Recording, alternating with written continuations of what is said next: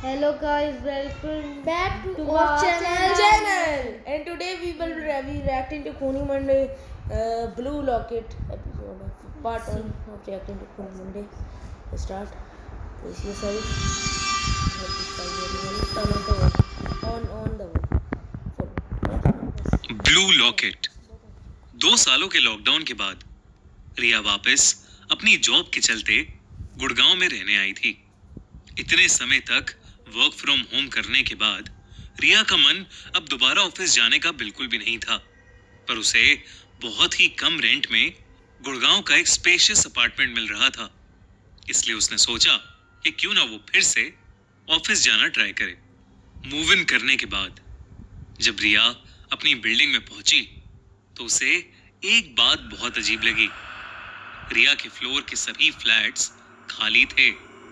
रिया ने जब लैंडलॉर्ड से इसका कारण पूछा तो लैंडलॉर्ड ने उसे बताया कि क्योंकि लॉकडाउन खुले हुए थोड़ा ही टाइम हुआ है, इसलिए अभी भी ज्यादातर लोग अपने घरों में ही हैं। लैंडलॉर्ड ने कहा कि कुछ दिनों में ये सब फ्लैट भर जाएंगे। लैंडलॉर्ड के कहने के बावजूद बिल्डिंग के पूरे फ्लोर पर अकेले रहने से रिया थोड़ा घबरा रही थी, पर वो एडवांस रेंट भी पे कर चुकी थी। इसलिए उसने इस बात को इग्नोर करते हुए अपना सामान अनपैक करना शुरू कर दिया।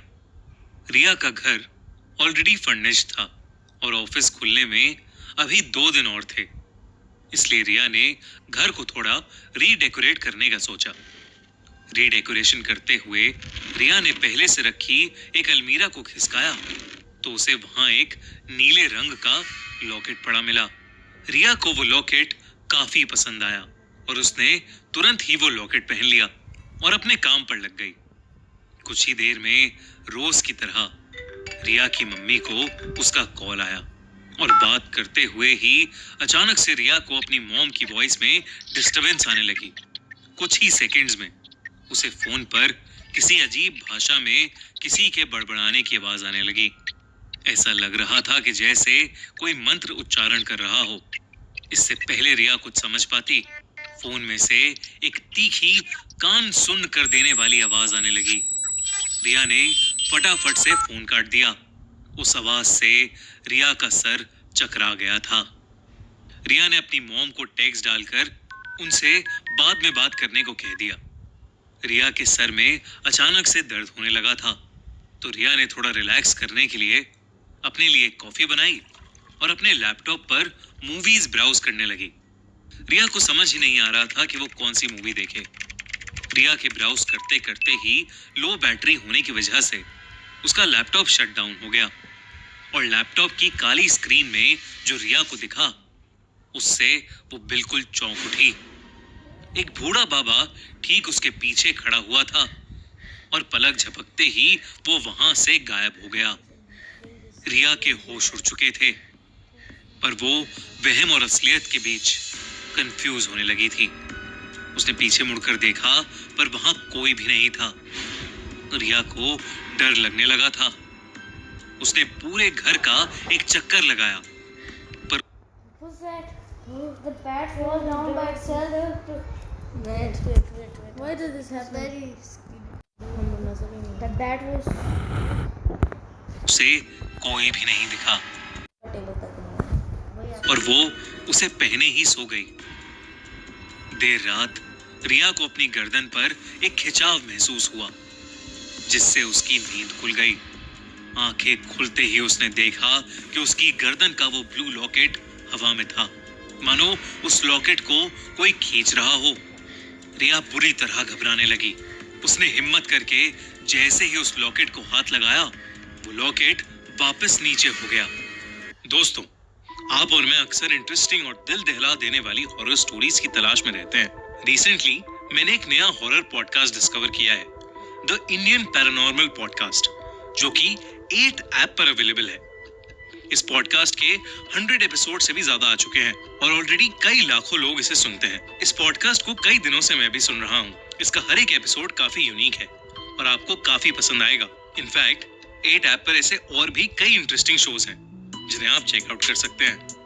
एक अच्छे इमर्सिव ऑडियो एक्सपीरियंस के साथ साथ 8 ऐप बिल्कुल फ्री है, कोई भी हिडन चार्जेस नहीं है। और ना ही कोई एड्स है। तो इस वीडियो को देखने के बाद 8 ऐप पर जल्दी से जाओ और चेकआउट करो द इंडियन पैरानॉर्मल पॉडकास्ट। आज से वो ग्लास की नजर ग्लास में पड़े पानी में तैरते हुए एक मांस के टुकड़े पर गई। ये देखते ही रिया के हाथ से वो ग्लास जमीन पर छूट गया।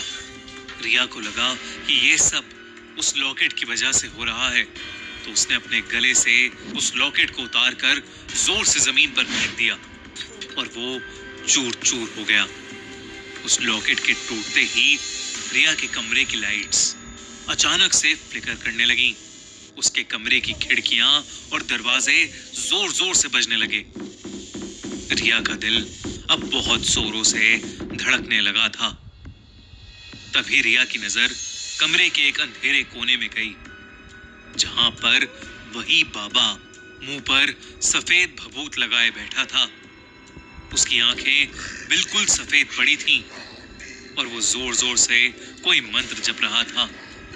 ये सब देखकर रिया के पैरों तले जमीन खिसक गई। वो चीखने लगी, पर उसके चीखने पर उस बाबा ने और जोरों से मंत्र जपना शुरू कर दिया। रिया के हाथ पैर मानो जम से गए थे। वो चीखने लगी और डर के मारे उसने अपनी आंखें बंद कर लीं। उसकी आंखें बंद करते ही सब कुछ अचानक शांत हो गया। उसके बाद रिया ने जब अपनी आंखें खोली तो उसने देखा कि वो बाबा उसके मुंह के ठीक सामने खड़ा है और मुस्कुराकर अपने हाथ में रखी भभूत If this happens to me, I'll just slap him.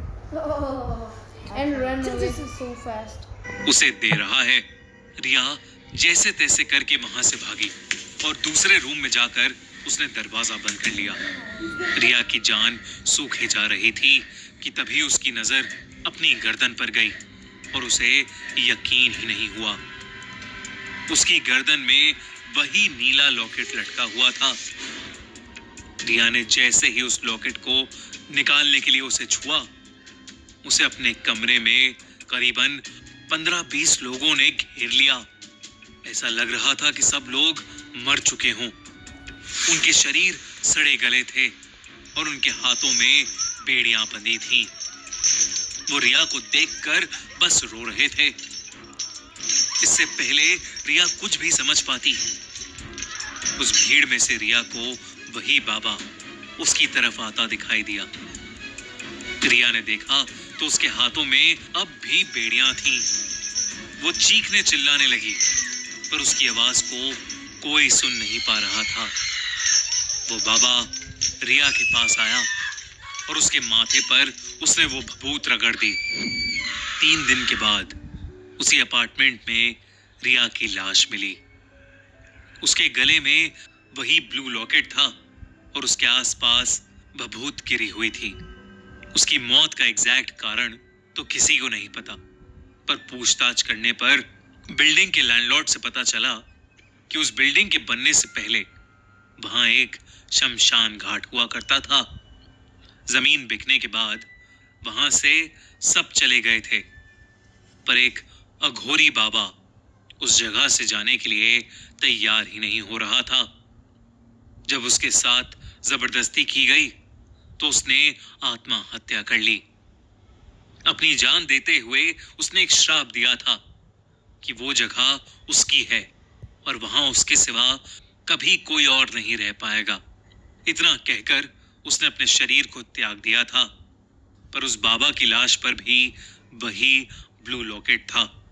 शायद उस बाबा के श्राप के कारण ही आज रिया इस दुनिया में नहीं है, और शायद वो ब्लू लॉकेट कोई आम लॉकेट नहीं, वो उसी अघोरी बाबा का लॉकेट है, जिसमें शायद उसकी आत्मा आज भी रहती है।